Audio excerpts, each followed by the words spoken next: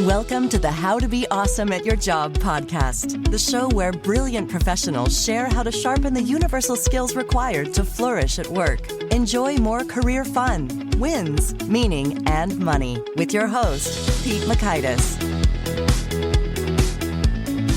Hello and welcome to episode 738 with Alise Cortez. If you want to be more inspired or be more inspiring, Alise has got the goods for you. So you'll learn 1, the 3 principal sources of meaning, 2, how to get yourself out of a job rut, and 3, what people look for in an inspirational leader.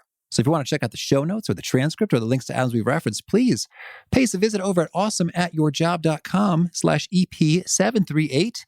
That's awesomeatyourjob.com/EP738. And while you're at awesomeatyourjob.com, check out some goodies like our Gold Nugget email summaries, which summarize the actionable wisdom of each guest.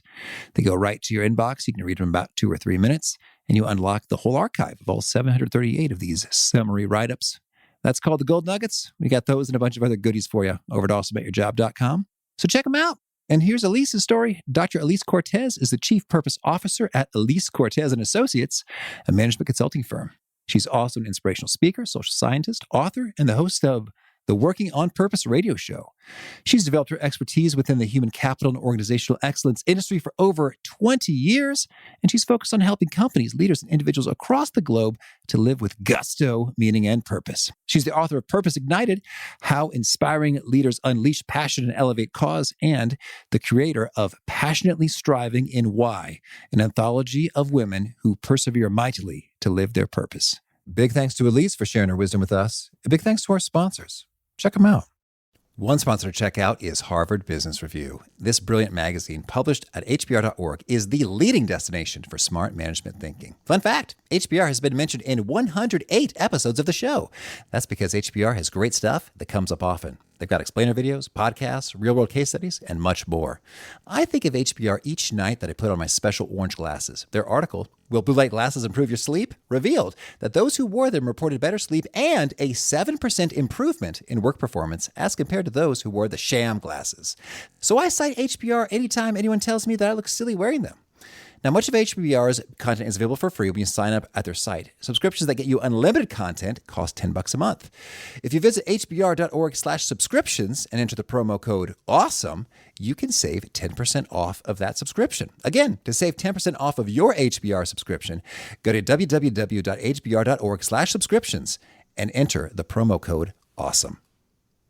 And big thanks to our sponsor, Acorns. Acorns makes it easy to start automatically saving and investing for your future. You don't need a lot of money or expertise to invest with Acorns. In fact, you can get started with just your spare change. Acorns recommends an expert-built portfolio that fits you and your money goals, then automatically invests your money for you. NerdWallet.com, whom I love on these sorts of matters, gives Acorns a whopping 4.7 stars and says, quote, if you want to make the most of your spare change, there's no better place to do that than Acorns. Head to acorns.com/awesome or download the Acorns app to start saving and investing for your future today. And we got a legal disclaimer here. It may not be representative of all clients. Tier 1 compensation provided. Compensation provides an incentive to positively promote Acorns. View important disclosures at acorns.com/awesome. Investing involves risk, including the loss of principal. Please consider your objectives, risk tolerance, and Acorns' fees before investing. Acorns Advisors LLC, Acorns, is an SEC-registered investment advisor. Brokerage services are provided to clients of Acorns by Acorns Securities LLC, member FINRA/SIPC. For more information, visit acorns.com. One sponsor to check out is Storyworth. Whenever I'm thinking about meaningful Father's Day gifts, Storyworth leaps to mind. Storyworth helps you preserve precious memories and stories from your father for years to come. Each week, Storyworth emails your loved ones a thought-provoking question that you get to help pick, such as, what's the bravest thing you've ever done? I personally love the prompt so much that I have refreshed Storyworth's questions page many times looking for more. Storyworth makes the writing process super quick and easy. All your loved one needs to do is respond to that email with a story, and then you get a quick copy of that. And after a year of this fun, Storyworth compiles your loved one's stories and photos into a beautiful keepsake hardcover book that you'll be able to share and revisit for generations to come. Families love Storyworth so much, they've got 25,000 five-star reviews on Trustpilot and have millions of stories preserved. So give all the fathers in your life a unique, heartfelt gift they'll all cherish for years. Storyworth. Right now, you can save $10 on your first purchase when you go to storyworth.com/awesome. That's storyworth.com/awesome to save $10 on your first purchase.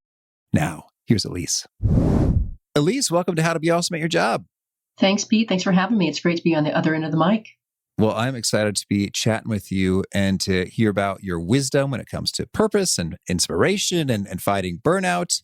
But first, I want to hear you had an aspiration as a youth. Tell us about this.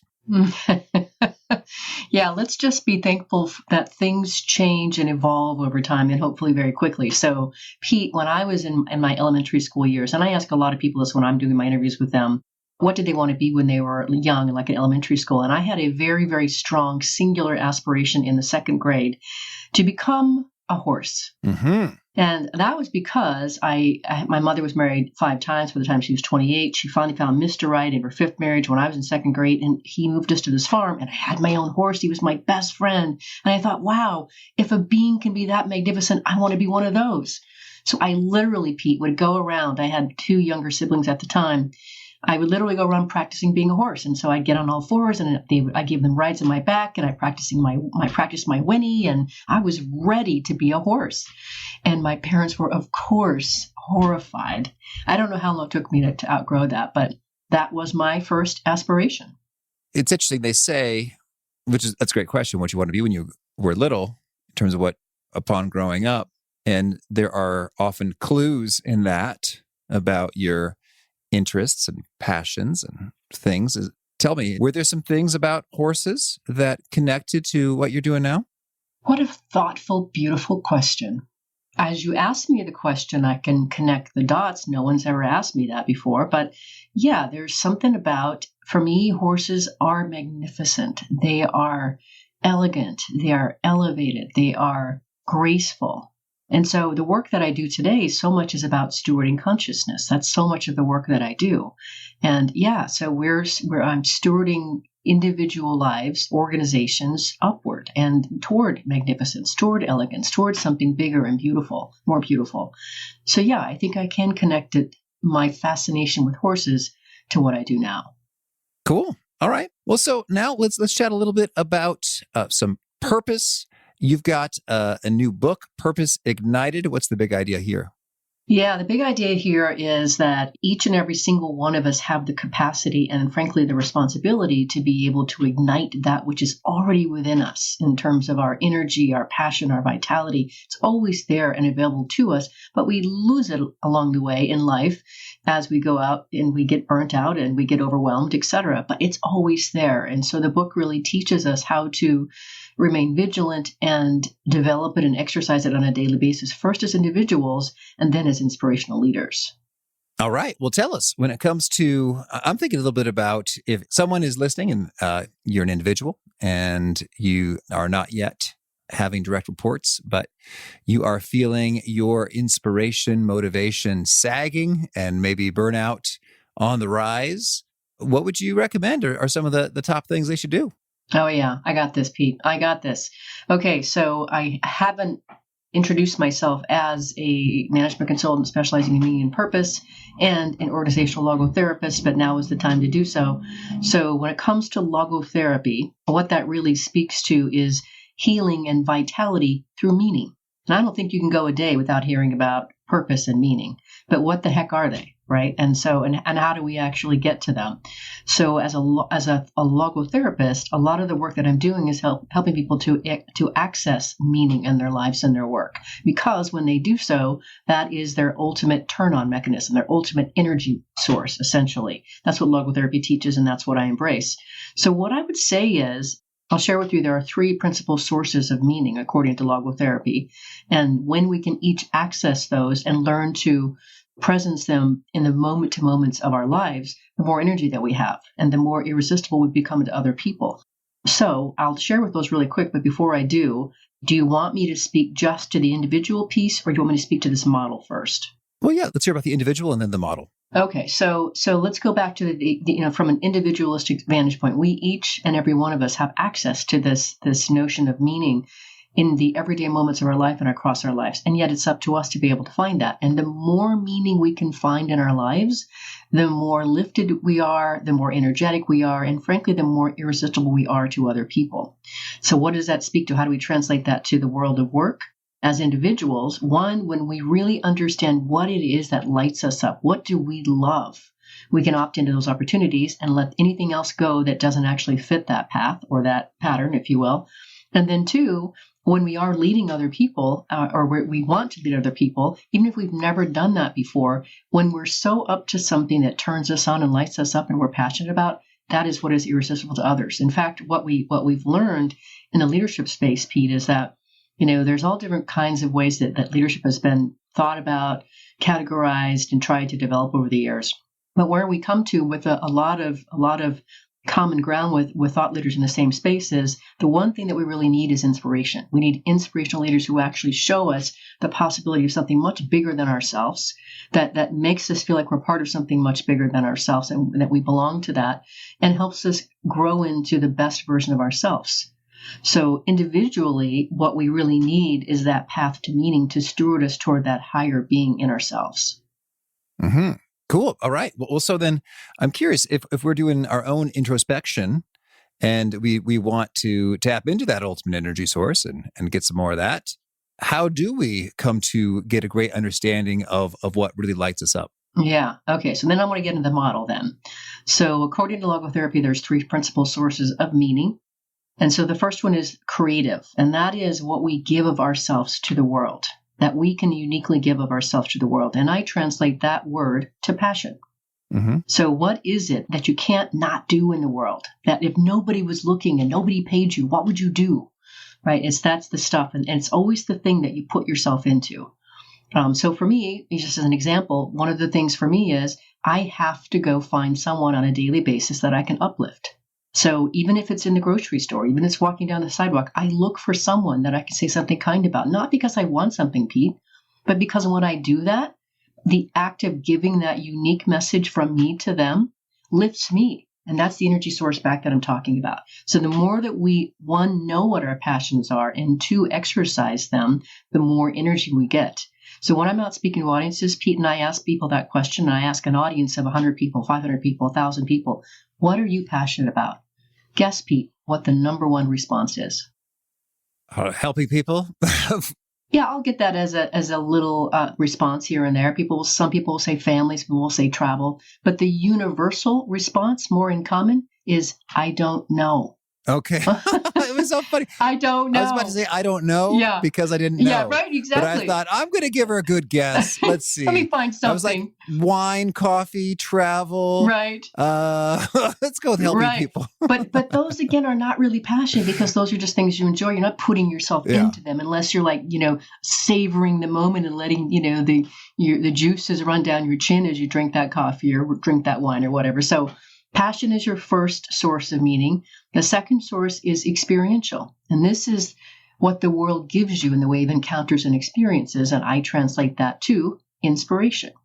So those are the moments that literally breathe life into yourself as you experience them. And so they're interactions, encounters. People might then say things like, travel is an inspiration, or watching, somebody do something really amazing or great. So for me, there's lots of sources of inspiration, and hosting my radio show is one of them. Each week, I'm having an amazing conversation with somebody who teaches me something.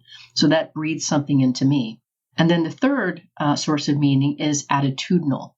So one important thing to understand is all of these sources have to surround themselves around a value that you hold. So whatever it is, I value empowerment. So therefore, lifting others is part of the reason that those giving of those experiences to others is meaningful to me.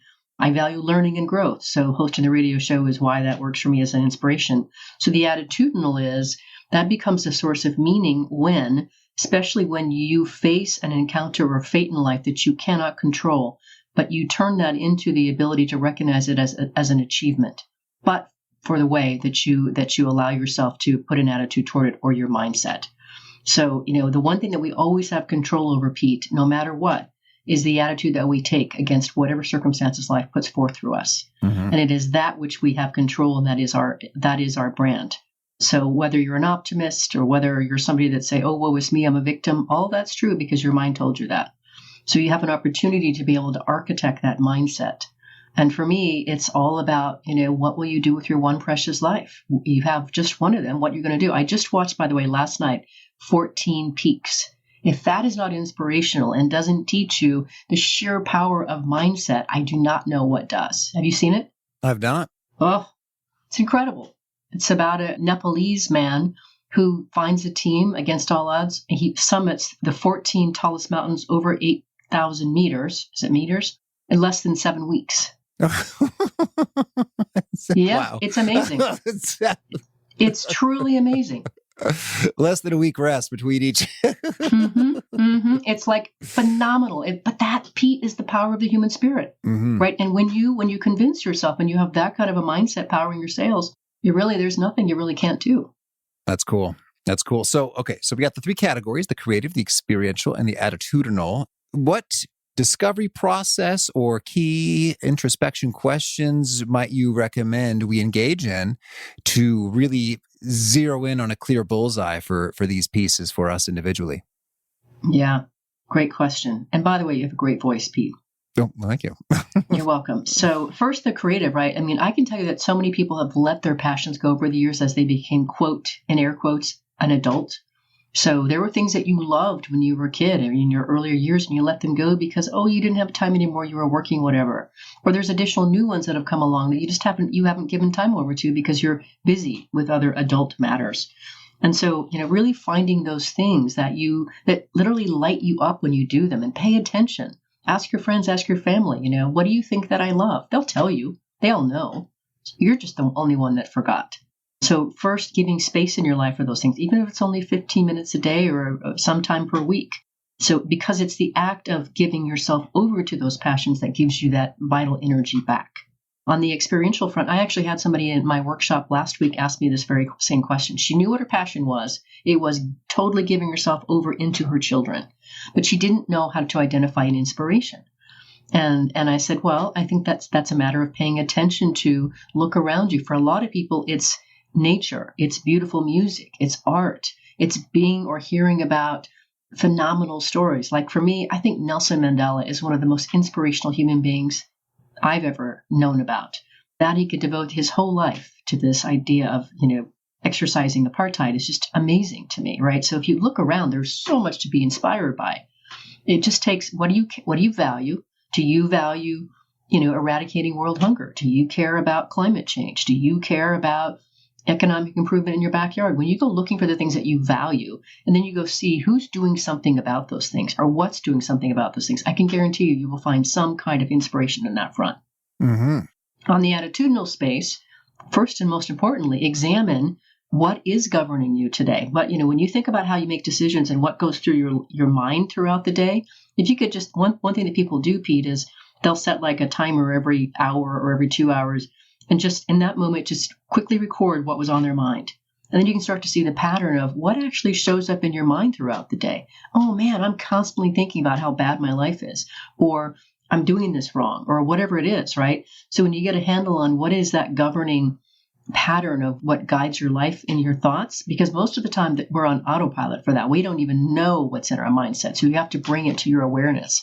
And one way to do that is to record your thoughts for some period of time, every hour, a couple hours, to bring that to light. And then to see, how's that serving you? How's that working for you?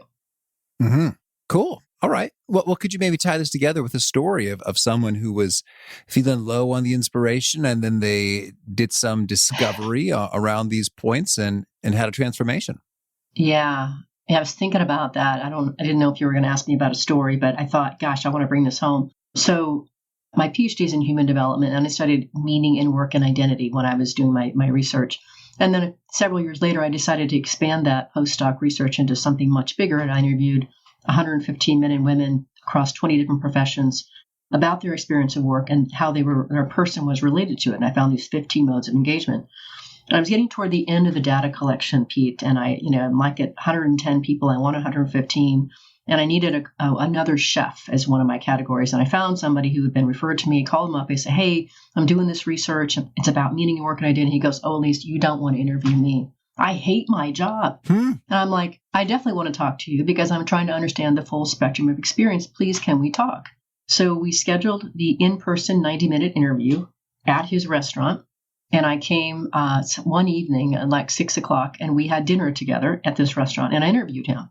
And during the course of that 90-minute conversation, Pete, he fell into a pile of tears no less than 5 times. He was so miserable. Whoa. He hated the fact that his family was at home while he was a chef working Friday, Saturday nights, all the weekends.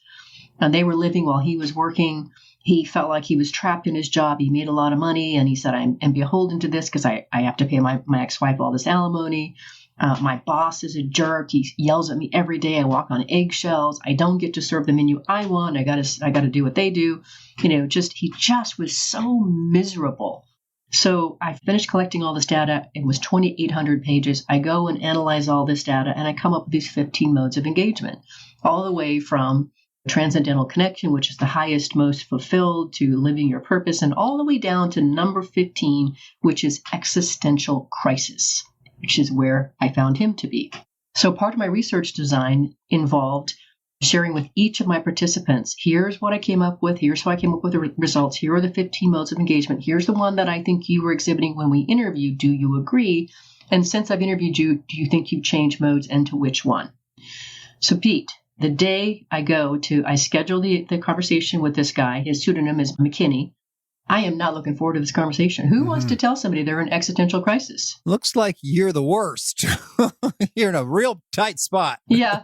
Who wants to give that message? Yeah. So the phone rings and I'm hoping he doesn't pick up. So he picks up and he goes, Alise, guess what? I'm all the way up to conflicted fit, which is like, 6 modes up from existential crisis. And I let a deep breath go. And I'm like, well, what happened? What's going on? He goes, well, Alise, after you interviewed me, remember when you sent me the transcript about our interview, which was part of my design, I shared that with my wife and my mother. And when they read it, they wept. They had no idea I was so miserable. And so immediately what that did was it opened them, and they just began to support me in a whole different way that I've just never had with them before. And so suddenly I just felt understood and appreciated in a way that I just never had. And he said, today, so I have the same boss. I still work, he still screams. I still walk on eggshells. I have the same crappy hours. But he said, what I've come to understand is I make good money. I can send both my kids to college. My kids are proud of where I work. And so the only thing that has changed, Pete, is his attitude, right? How he's come to understand his work. So conflicted fit, that particular mode, what that speaks to is you're in the right kind of work, but you're in the wrong place or the wrong environment. That's what that particular mode describes. Existential crisis speaks to having a negative view of yourself because of the work that you're doing, and you're literally on, such an existential level that, it's literally, chopping away your soul. So it was quite a change for him. So, but again, all that speaks to is getting conscious, where are you today? What can you do to start to enroll other people in where you want to be in life? And how can you change literally what happens and how you decide what that means? And that's your attitudinal change. So he's a great example of literally, in a matter of some weeks, he could change his whole life and his health and his relationships, but for the way that he was relating to his work. Wow, that's cool. 6 rungs without actually changing the work itself. That's pretty potent. Well, and I want to hear a little bit about when it comes to if we are trying to inspire others, what should we think about? Yeah, I love that question. That's a killer question. Well, if we want to inspire others, first we need to be turned on ourselves. That is job number 1. You got to be turned on in your own life. People do not want to follow somebody who is a dill pickle, who wants to hear about all the negative stuff that's going on in the world. That's not who they want to follow. They want to follow somebody who's excited about their own lives and feels great about where they're going, what's happening around them. And in the process, they're looking to see what's amazing and great about you. Wow, I've never seen anybody problem solve like you do in such a creative way. And usually people are like, what, really? And so when you as a leader can see what's amazing and great about your people, and you help them then lift to a higher version of that by giving them opportunities and challenging them in a loving way to get them to be able to become higher versions of themselves, to realize more of their potential, that is an inspirational leader that people want to follow. People want to be able to realize their best, and they can't do it alone. Okay. So, all right. So that's the starting point. And then what? Well, and then from there, you hold them to that, right? So if you do it right, you're going to bring them to places where they're scared to death. What do you mean, Pete, you want me to go and do that project? I can't do that project. I've never done that before. I know. So here's how we're going to help you get through that. And if they aren't literally, if their knees aren't knocking on occasion, you're not doing enough. Now, some people don't want to be challenged to that quite level. So you got to understand a little bit of their appetite before you go pushing them over the edge. So that means you got to really become a fantastic listener, right? And so the best leaders literally do transform lives. And you know you've done this well when you give them appreciation and feedback, and the appreciation that you give them literally can move them to tears. And when they want to stay in touch with you for years over time, they don't want to let you go, then you know you've done this well. But it's about transforming their lives, helping them to be able to see a greater possibility, giving them resources to be able to create that with and for themselves, and introduce them to possibilities and opportunities that they couldn't have by themselves. Mm-hmm. And likewise, could you share a story of this coming to life? I want to share my own. So, and this is a great example of an inspirational leader. I grew up in a small town in northeastern Oregon, couldn't get out of there fast enough. My ticket out was Roland Hartle, who owned a small pumping company that I got to do a co-op job for. And he said the magic words, if you ever find yourself in Portland, you got a job with me. I'm like, I got to go. I'll see you later. I graduate high school, get to Portland, do a little bit of business college, go to work for him for 18 months in his commercial real estate development company as his administrative assistant. Pete, great job, time of my life. I'm in downtown Portland. I'm working for a commercial real estate developer. I'm just thinking he teaches me so much. He's funny. He's bigger than life. He pulls me forward. He believes in me, all these sort of things. 18 months on the job, one day out to lunch, he passes by my front desk, opens the door, walks out. Over his shoulder, he says, you got to get out of here. You got to go see the world. Get an education. Do something with yourself. But before you go, hire your replacement. And the door shuts. Mm-hmm. So I'm wondering, the whole time he's gone, just the singular question, did he just fire me? Mm-hmm. And so he comes back through that same door a little over an hour, just, merrily walks through and goes back to his desk. And I stop him. I'm like, hold on just a second, Roland. Did you just fire me? And he said, absolutely, it would be a crime to keep you here. So here's the magical thing about this, Pete. Before he said what he said to me, I did not know I could go to college. My parents were farmers and restaurateurs. They were very successful entrepreneurs. We didn't talk about college. So a bachelor's, 3 masters, and a PhD later, I think I can check the education box. Mm-hmm. He told me to go see the world. I lived in Spain and Brazil. I learned those languages. I speak 5 different languages. I've done work in many parts of the world and travel all the time. Still working on that. What are you doing with your life? That'll be a forever thing. But this guy, we're still involved. He's 84 years old now, and he came to my wedding. He called me every weekend when I got my divorce in 2016. Today, my job is to cheer for him as he brings together his new invention, the interlude chair. So we're still connected after all this time. So really great leaders. He totally saved my life, Pete. I mean, God, I don't know how long I'd probably still be there if he hadn't. He saw something in me that I couldn't see in myself. He showed me that vision and he led me to it. And it required, in his case, to kick me out of the nest. Mm-hmm. What a saving grace and what a gift. And I'll never be able to thank him enough for that. Well, and I'm curious, when you say he saw something in you did not see in yourself. I mean, that sounds, in some ways, it just sounds like, oh, he has a gift. How lovely. Can we learn to do that? And how? Yeah, I love that question, Pete. You're so good at this.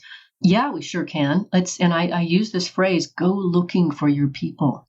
Go looking for them. He saw things my parents couldn't see in me, right? They couldn't see with their eyes. I do think he's unique because he's a Czechoslovakian American. He survived getting out of the war. He was headed toward the camps. So I do think there was something special about him, and we can all learn from him. So if we will literally stop looking at what's wrong with people, what are they not doing right, which usually translates to what aren't they doing like I do, because my way is right. And we start looking for what's right about these people, what's different, what's unique. Why is it that Sally always asks these razor-sharp questions in the meetings that some people find to be kind of put off, but they're so incisive?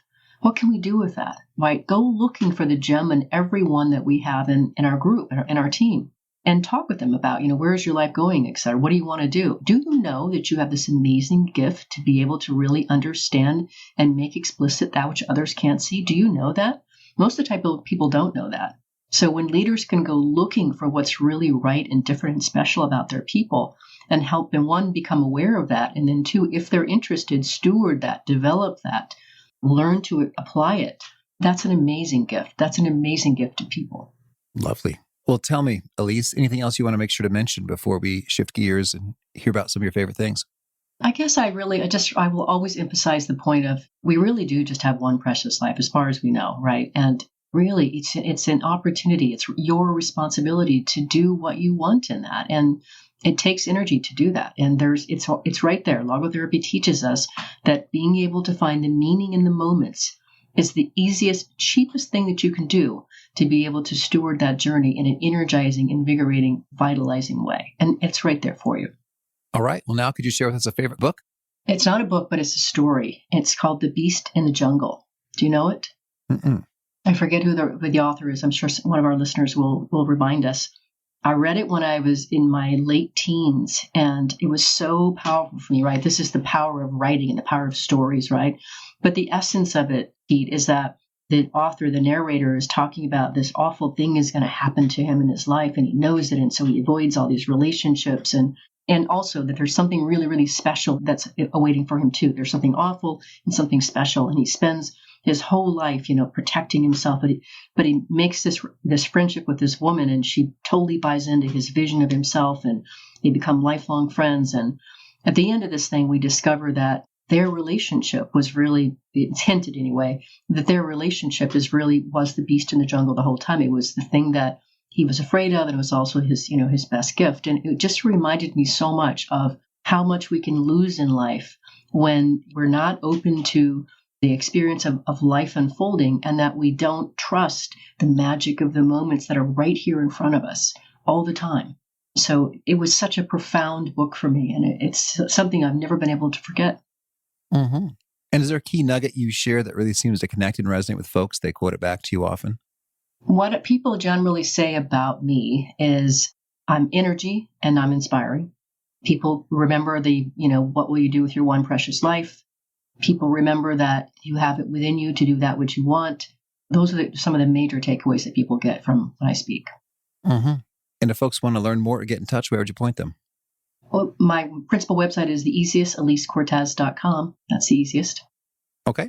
And do you have a final challenge or call to action for folks looking to be awesome at their jobs?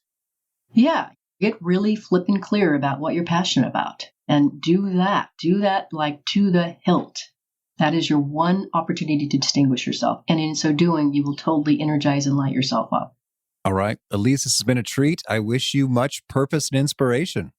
Thanks, Pete. I got more books to write. So thanks for the opportunity to be on the show with you. I appreciate getting to share my message. I really loved the story Alise shared about that person she interviewed who said, I'm all the way up to conflicted fit. And they were excited about it.